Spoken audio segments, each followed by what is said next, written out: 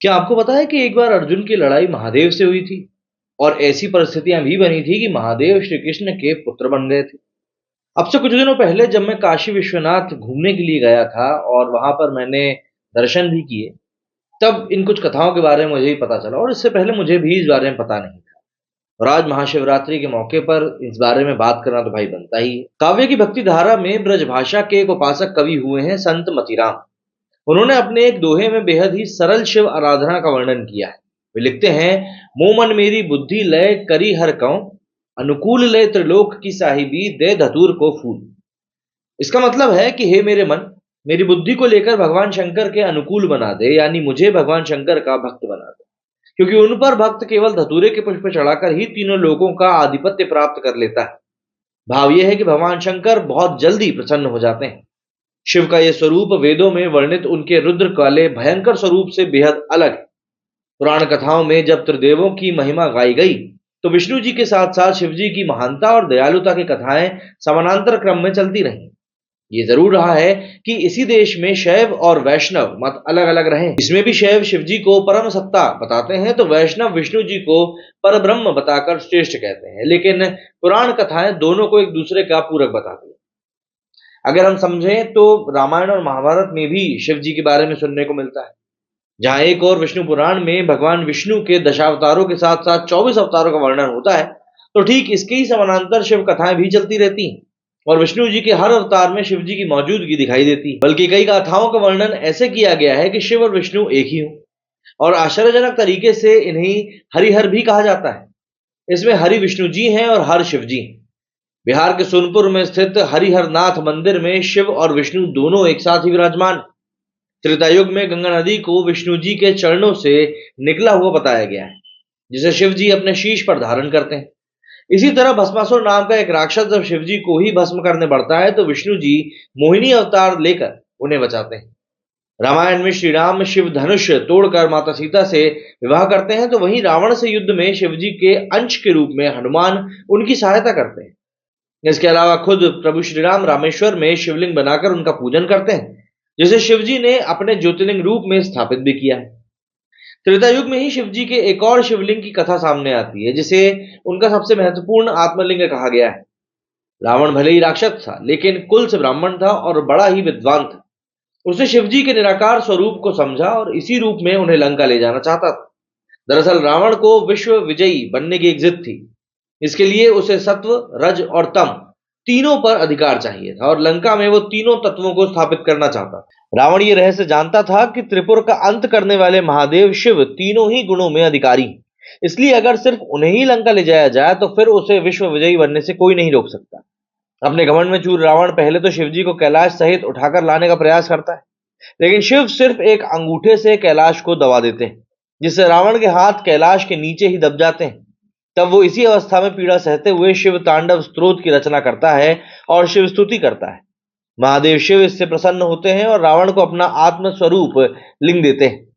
इसके साथ ही शिव जी ये शर्त भी लगाते हैं कि इसे तुम जिस जगह धरातल पर रखोगे मैं वहीं पर स्थापित हो जाऊंगा।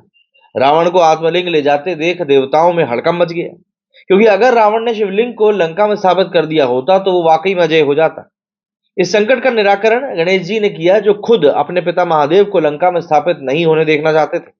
उन्होंने एक बाल ग्वाले का वेश बनाया और उसी मार्ग पर जानवरों को चराने लगे जिस रास्ते से रावण लंका के लिए जाने वाला था। थोड़ी देर बाद रावण वहां पहुंचा, तब तक शाम हो चली थी। अब यहां से दो कथाएं प्रचलित हैं। एक कि रावण हर शाम को संध्या वंदना करता था और इसका ये नियम कभी भंग नहीं हुआ था। दूसरा ये कि रावण को लघु शंका लगी थी। खैर, दोनों ही स्थितियों में रावण को चाहिए था कि वो शिवलिंग को थोड़ी देर के लिए किसी को दे दे, लेकिन वो शिवलिंग को रख नहीं सकता था। रावण को वही ग्वाला, मतलब जो गणेश जी थे, वही दिखा, तो रावण ने उसे शिवलिंग पकड़ने को कहा। पहले तो बालक ने बहुत मना किया, लेकिन रावण की बहुत विनती पर मान गया। अब जैसे ही रावण वहां से हटा, ग्वाले बने गणेश जी ने शिवलिंग को वहीं रखकर स्थापित कर दिया। इस तरह रावण चाहकर भी महादेव को लंका नहीं ले जा सका। यह स्थान आज झारखंड में बाबा बैद्यनाथ धाम से मशहूर है और शिव जी के 12 ज्योतिर्लिंगों में से एक है। हालांकि एक मत है कि महाराष्ट्र के परली जिले में स्थित धाम वास्तविक बैद्यनाथ धाम है। परली ऋषि मार्कंडेय की तपस्थली भी रही है। वहीं रामायण में हनुमान जी को शिव जी का ही रुद्र अवतार बताया गया है। इस मत को इस तथ्य से भी ज्यादा बल मिलता है कि शिवजी की तरह हनुमान भी विराट स्वरूप में पंचमुखी हनुमान कहलाते हैं और उनके भी पंचमुख हैं। कहते हैं कि भस्मासुर के अंत के लिए जब विष्णु जी ने मोहिनी रूप सुख लिया था तो उसकी सुंदरता को देखकर शिव मोहित हो गए और इसी समय वानरराज केसरी की पत्नी अंजना शिवजी जैसे पुत्र पाने के लिए तपस्या कर रही थी।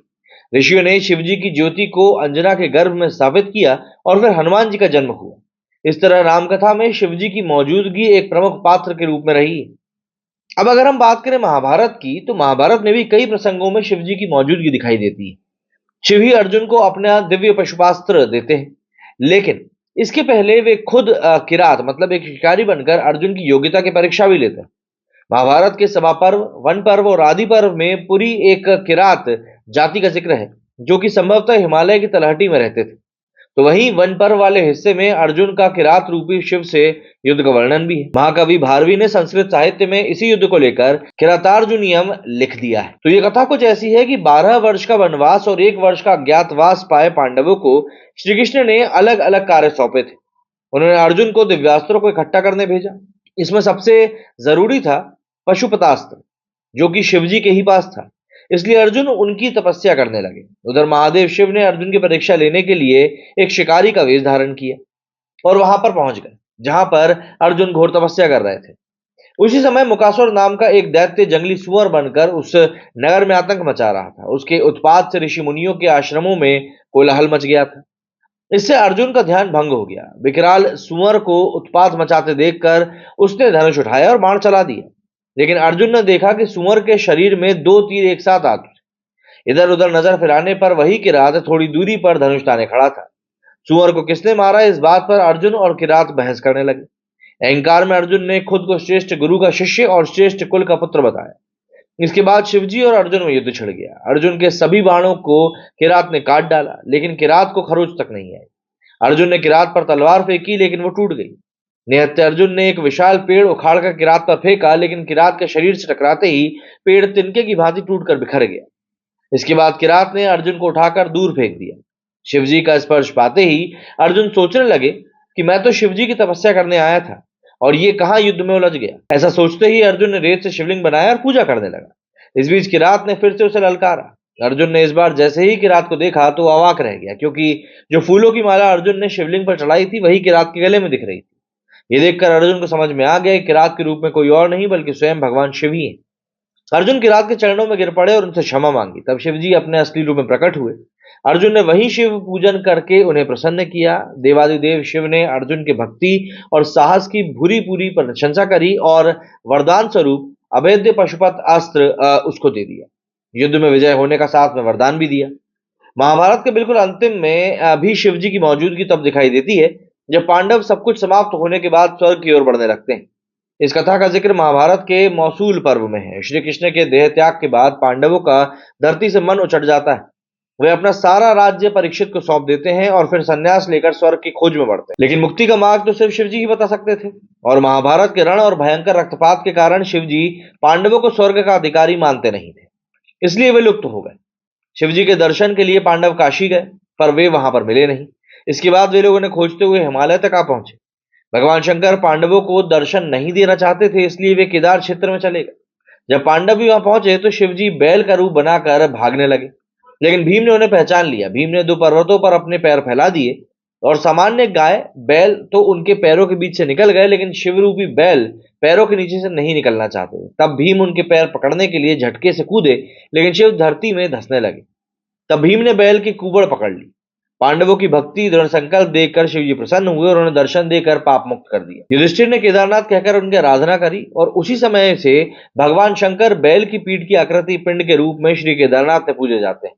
ऐसा माना जाता है कि जब भगवान शंकर बैल के रूप में अंतर ध्यान हुए तो उनके धड़ से ऊपर का भाग काठमांडू में प्रकट हुआ। वहां पर पशुपतिनाथ का प्रसिद्ध मंदिर है। शिव की भुजाएं तुंगनाथ में, मुख रुद्रनाथ में, नाभि महेश्वर में और जटा कल्पेश्वर में प्रकट हुए। इसलिए इन 4 स्थानों सहित श्री केदारनाथ को पंच केदार तक कहा जाता है। यहाँ शिवजी के भव्य मंदिर भी बने हुए हैं।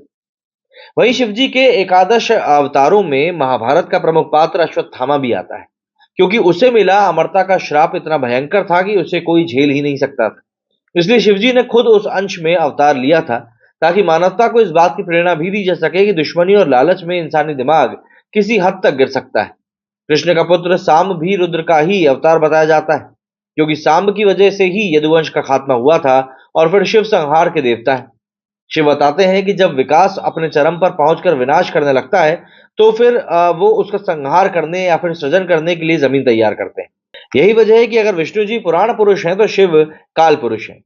वे इसलिए महाकाल कहलाते हैं। वो मृत्यु नहीं मोक्ष देते हैं और उनकी तीसरी आंख सिर्फ विनाश नहीं बल्कि जागृति का प्रतीक है।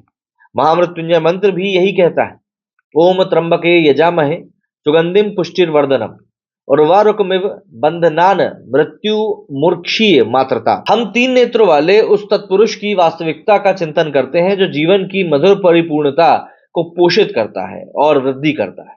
हम जिन बंधनों में उलझे हुए हैं, ककड़ी की तरह हम इस बंधन वाले तने से अलग होकर मोक्ष धारण करें। इस बंधन में बार बार बंधने वाली मृत्यु का भय छूटे, हम अमरत्व को समझें और इसके आनंद से वंचित ना हो। शिव से उत्पन्न हम शिव में मिल जाएं। बस इसी के साथ आप सभी को महाशिवरात्रि की ढेरों शुभकामनाएं। मेरे सुनिए फिलहाल इतना ही। जय हिंद, जय भारत।